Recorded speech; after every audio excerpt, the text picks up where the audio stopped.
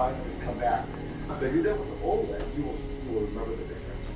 And that for me is the jump is your memory of what you saw. If you can't tell after 5 minutes, that means it's going to jump with OLED, but from not OLED to OLED. And yes, full label dimming from Samsung has closed that gap, but when OLED was released, let's say 4 or 5 years ago, 6 years ago, wow, there was no local full label dimming. I mean, that change to a C6, C7 back then, 5, 6 years ago, from what everything was for sale, that is the jump I'm talking about. Now, the Channel 98 images got close. There's some images where you can say, oh, I can't tell, but I have to select those images. But 6 years ago, I didn't have to select anything. Oh, it's not even close. There was no local dimming or anything like that. So, for me, it was definitely.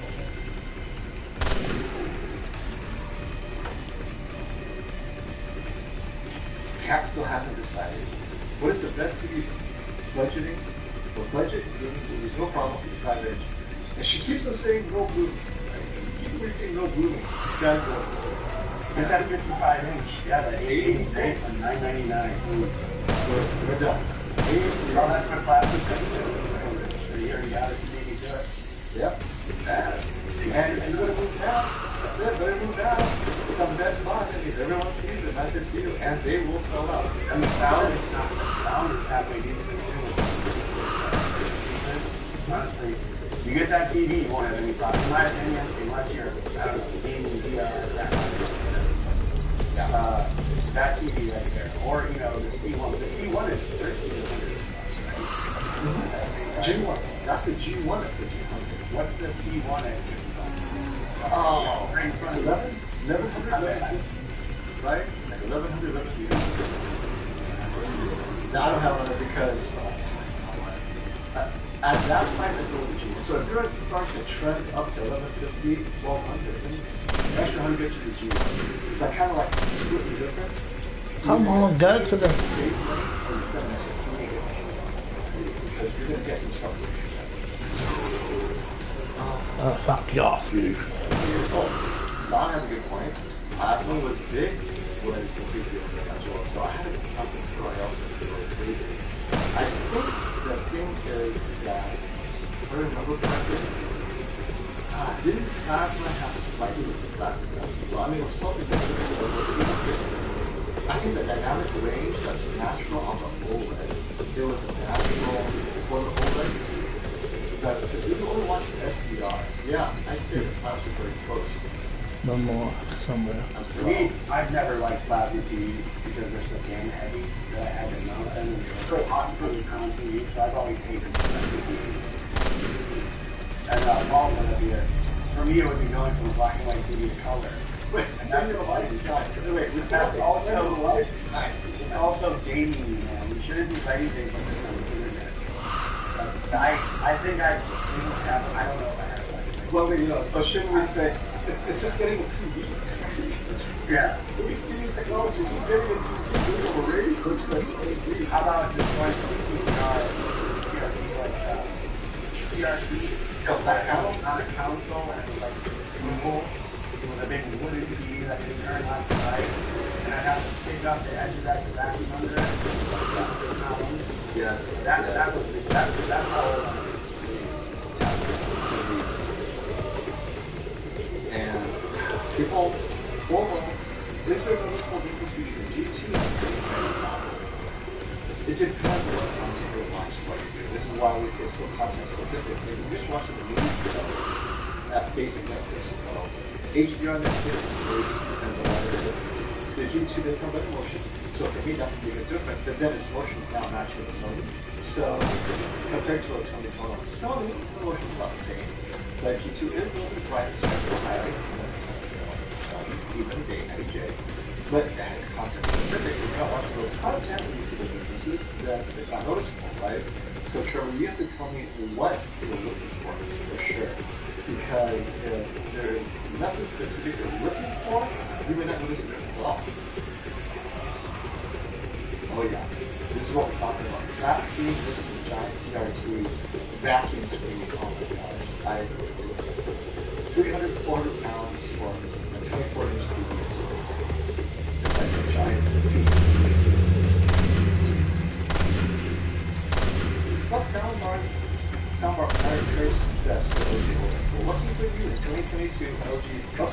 entire soundbar lineup, and apparently they work a lot better. So the LG soundbar will work best because you're not going to have the handshake issues, which is still a problem between different brands.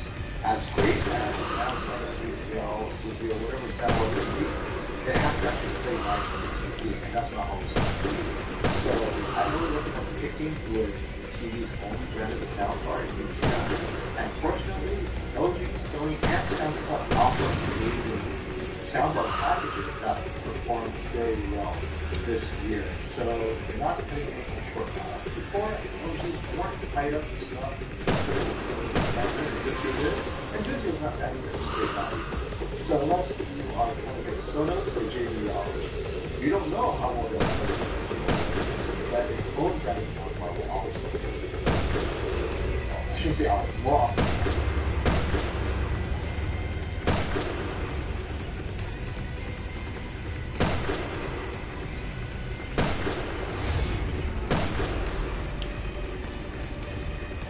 I know what young people got. One thing you actually buy, doesn't have to just, Oh yeah, what do you guys buy on Prime Day? Let us know. Like, or what are you shopping on Prime Day?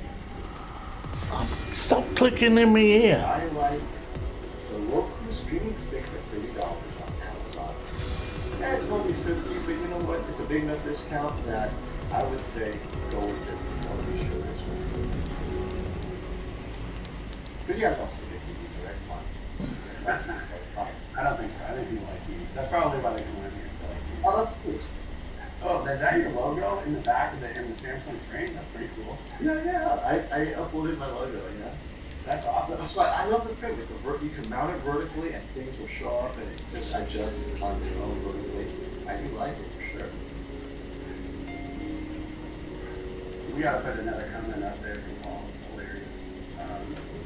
Right here. Who had a TV with a remote control on a wire? That's hilarious.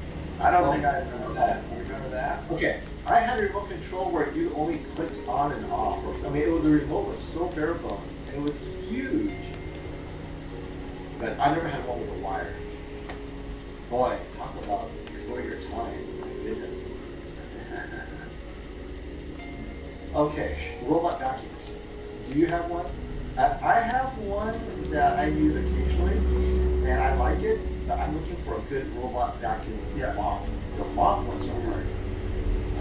Don't cheap out on these, that's what I would say. Yes. Because the crappy ones are really crappy. I have the iRobot. I have the iRobot, and you buy it through full tech support, 2 years replacement.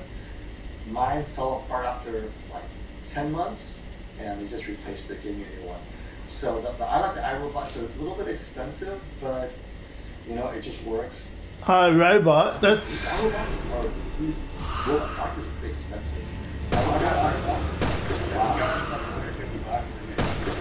and it was crap from the get-go. Yeah.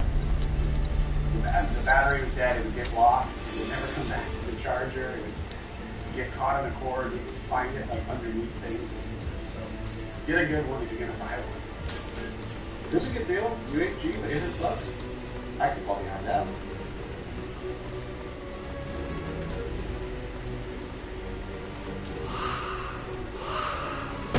Then we have thanks for dropping by. For Classy Tech's awesome Q&A review.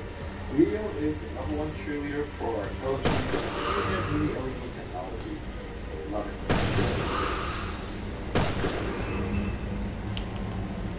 Oh, you ever have a VCR with a remote had a wire? So this is one that's No. and there's apparently an NVIDIA Shield Pro sale, $169. I need to try that. I legitimately haven't used the NVIDIA Shield. So him saying that that's the best. I would take his word for it. I want to try it out. I don't even like Apple products. I just had it because a client of mine gave me a couple of them, and I'm like, oh, they work better than a Roku typically. I just like the UI or whatever. It's just like, it's a little smoother. I don't like the Roku with like, That's why I like the Apple TV. I mean, I'm used to it, but I know the Shield is a good product, especially if you use all of its features. I still have time to explore all the features.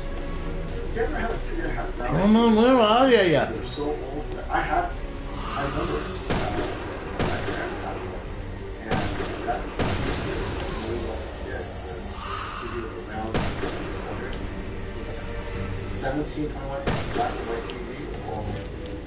All this stuff we're talking about is old stuff. Makes me think of like the TV show Stranger Things or something. It's set in the late 70s. Back in the way back machine. That's a great show. Way back. So this question, if we pull out the price file here, all right, $1,200, 25 inch.